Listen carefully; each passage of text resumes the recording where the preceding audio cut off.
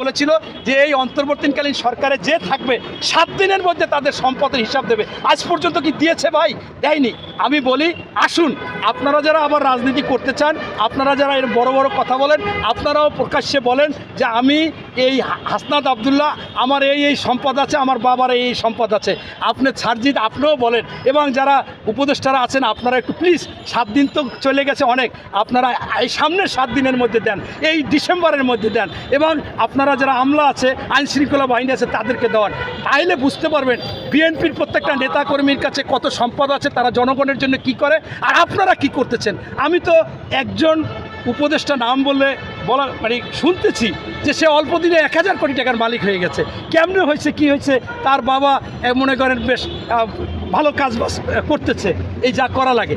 তাই আমি মনে করি যে এখান থেকে ফিরে আসতে হবে, এগুলো করা যাবে না।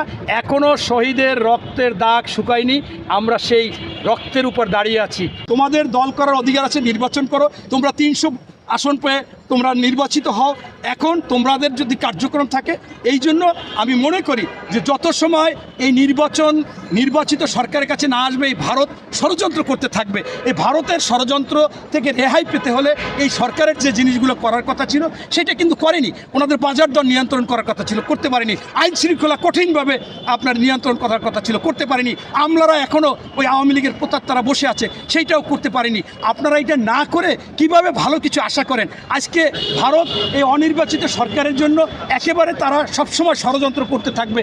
আমি তো আশ্চর্য হয়ে যাই যে ভারতে আমাদের বাংলাদেশের লোক চিকিৎসা না গেলে ওই চিকিৎসকরা ভিক্ষা করা লাগে, যে ভারতে ওই সমস্ত যে পর্যটনে যদি আমার বাংলাদেশ থেকে লোক না যায় ওগুলো সব বন্ধ হয়ে যায়, পরিবহন শেষ, আবাসিক শেষ, খাবার হোটেল শেষ, সেইখানে তারা হুঙ্কার দেয়। ইতিমধ্যে কিন্তু আপনারা দেখেছেন, যখনই বাংলাদেশ থেকে যাওয়া বন্ধ করে দিয়েছে, ওই দেশের বিভিন্ন মিডিয়াতে প্রচার করা শুরু করছে তাদের বাজারঘাট বন্ধ হয়ে গেছে, হোটেল বন্ধ, কোনো জায়গায় ব্যবসা নাই, এবং আন্দোলন করতেছে। ওখানে আলু পচে যাচ্ছে, পেঁয়াজ পচে যাচ্ছে, সেইগুলো ফেলে আন্দোলন করতেছে, এবং বলতেছে যে মোদিরে ধর, এবং বলতেছে ওই শুভেন্দ্র অধিকারীরে ধরো, এবং সাংবাদিকরা পর্যন্ত বলতেছে, অন্য দল বলতেছে। ইতিমধ্যে তারা সোচ্চার হয়ে গেছে। সেই ভারতকে আমরা কেন ভয় পাবো? এই জন্যই ভয় পাই যে অনির্বাচিত সরকার আসলে এরকম ভারত কেন, শেখ হাসিনা যেখানে বসে আছে। আপনারা জানেন যে আমি মাঝে মাঝে হাসি ঠাট্টা করে বলি যে ওই একটা পাগল কি যেন এই ময়ূক রঞ্জন, সে দেখি লাভ দেয়, চিৎকার করে, এদিকে যায়, বাংলাদেশ থাকবে না, বাংলাদেশ থাকবে না। আরে তোর বাবার কি বাংলাদেশ থাকবে? তোর বাবার বাংলাদেশ। তুই যে কথা বলো, এটা মনে হয় যে শেখ হাসিনা আগে ওই যখন আপনার ওনার পররাষ্ট্রমন্ত্রী প্রথম বললো যে ভারতের সাথে স্বামী স্ত্রীর সম্পর্ক, উনি মিসকি হাসে, শেখ হাসিনা আরাম পায়, একটু আরাম পায় যে আমার স্বামী বড়, আমি একটু ছোট।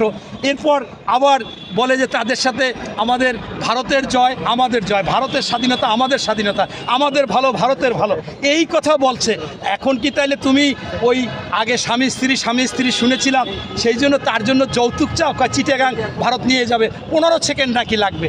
আরে বাবা, আমাদের বাংলাদেশের মানুষ আলাপ আলোচনায় বিয়ে হলে গিফট দেয়, যৌতুক না, গিফট।